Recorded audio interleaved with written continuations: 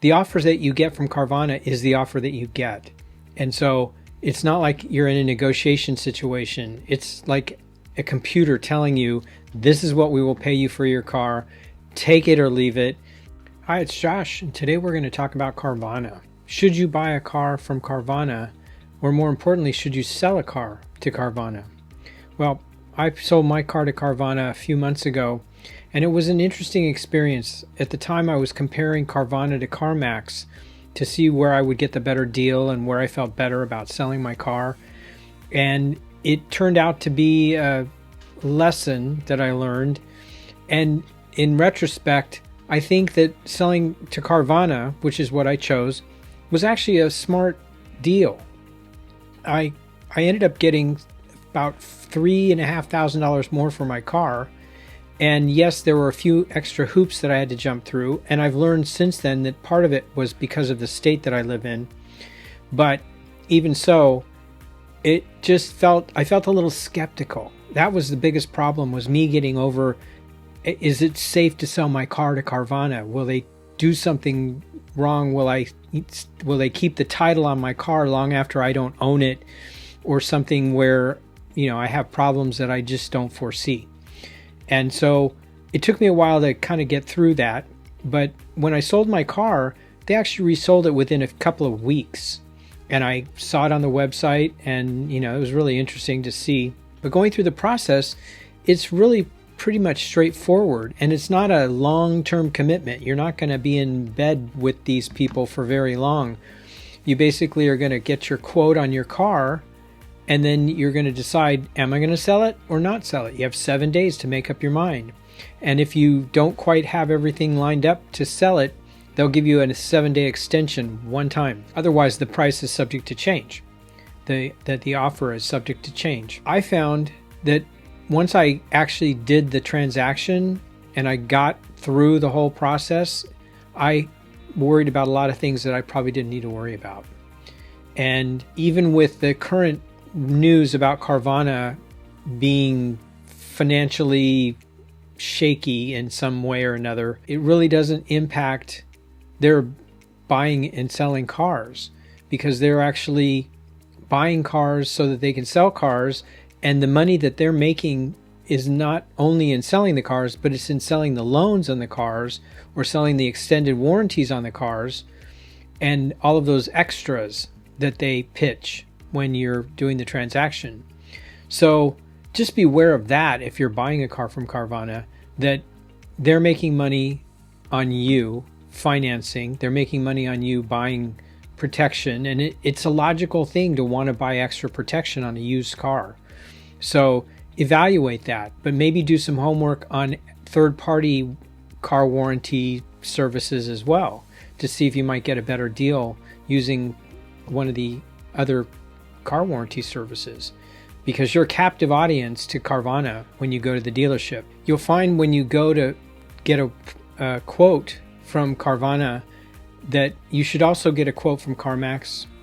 And I believe if you try Edmunds.com, they're actually farming you out to CarMax, but you can, try as many services as you have in your area and compare. And then also do a little research on what the car is selling for in the marketplace to give you an idea of what a reasonable price is.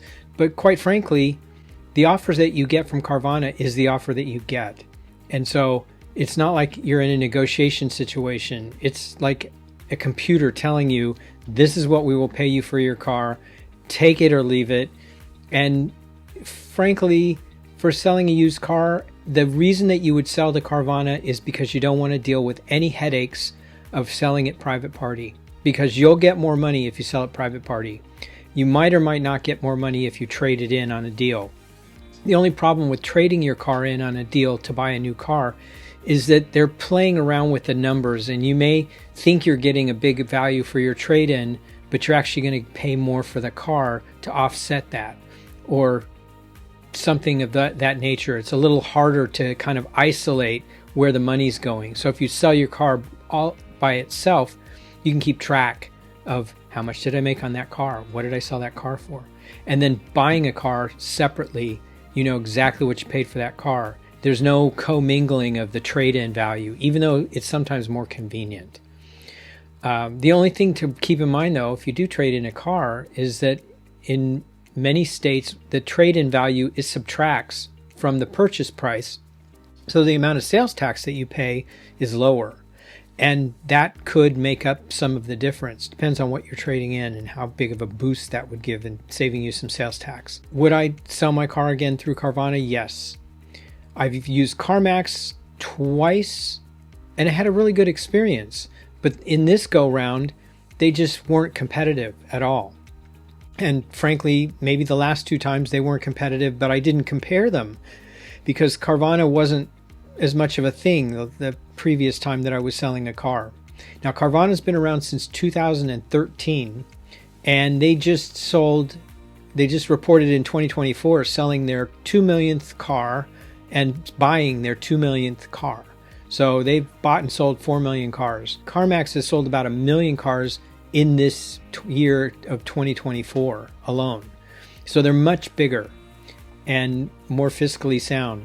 But I was just going through the third quarter earnings report for last year, and they were mentioning that they had an average profit of $500 per car sold in extended warranty programs and buyer extras. And so that kind of struck me. I was a little surprised by that so many people buy extra stuff like warranties, tire insurance, etc. So just beware if you're buying that you're not, you know, the price of the car is one thing, but what they're trying to sell you is all the extra stuff, because people don't pay as much attention to, you know, the profit that they're making in those extra warranties. Some of them are worth it, some of them aren't worth it. It's do your own homework, because I like extended warranties. It depends on the reliability of the car that you're buying.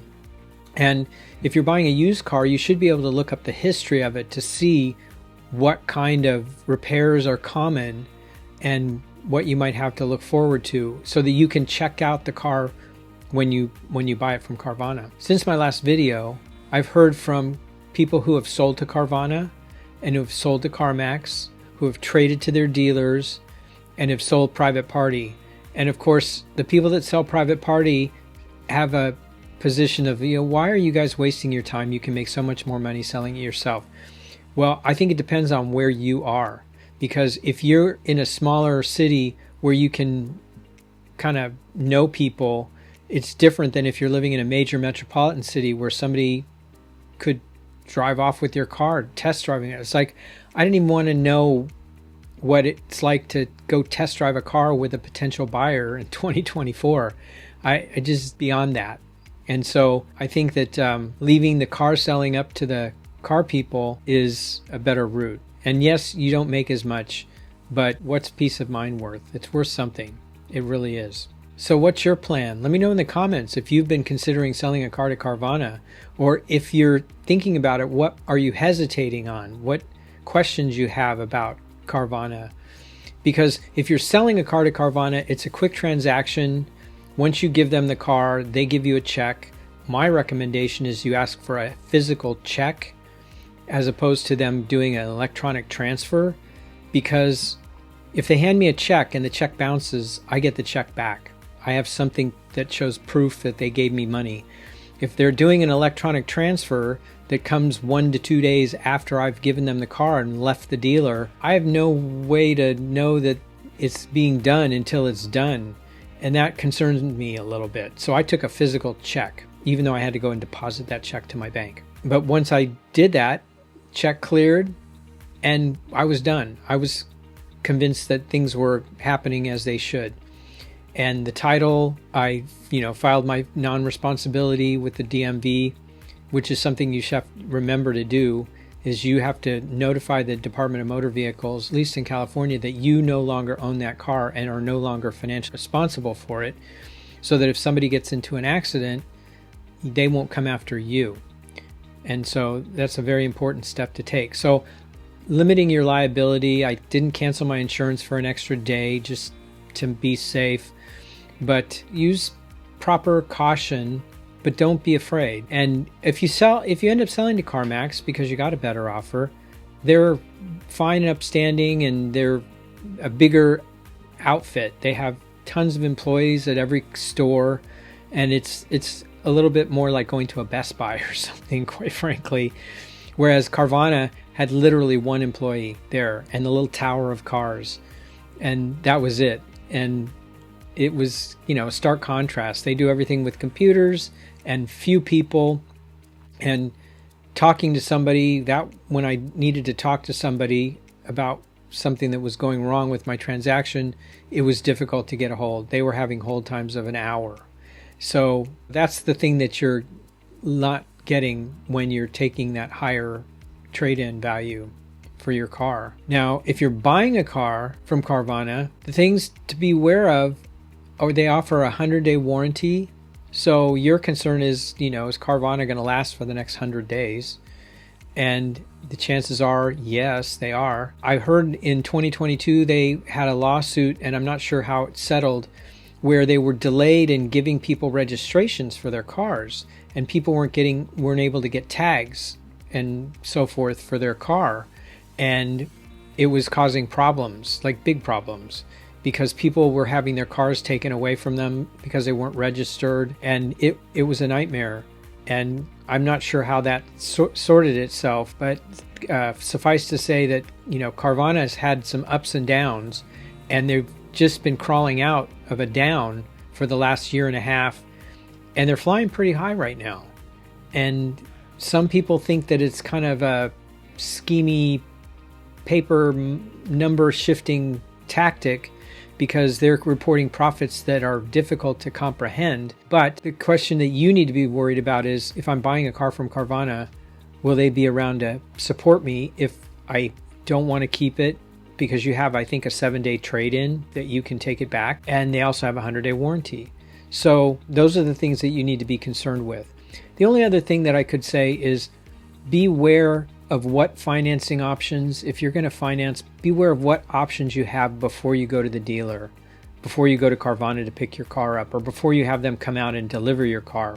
Know the financing that you can get. Call your credit union, check with a bank, look online, and most people know what their credit score is nowadays, and so you should be able to determine what you may be qualified for, because you'll want to compare that with what they offer you when you go to Carvana to collect your car. And it's very important. It makes a big difference in the interest rate that they offer you. And nowadays they can be all over the map with consumer finance products that kind of shock me, that people get charged certain high interest rates. So just beware, because that's where they make a lot of money. And it's not in selling the car. You'll get a good price on the car, but they'll make it back in selling you a loan that has a high interest rate, because they'll be collecting extra money every month for the next 6 years or 5 years or 4 years, whatever you take that loan out for. The moral of the story is Carvana's good. It works, and you shouldn't be afraid of it.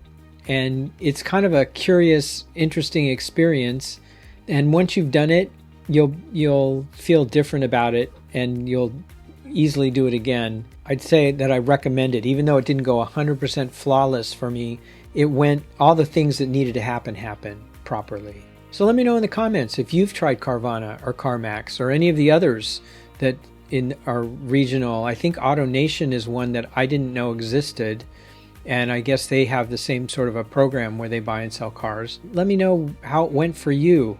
And it helps the community know what it's like to buy and sell with Carvana. I'm sure based on the comments I've seen previously that not everybody will have a perfect experience, but let us know if you were buying or selling, and some of the snags or what went right and how easy it was or wasn't, because I think other people would be interested in knowing that. So thanks for watching, and I'll see you in the next video.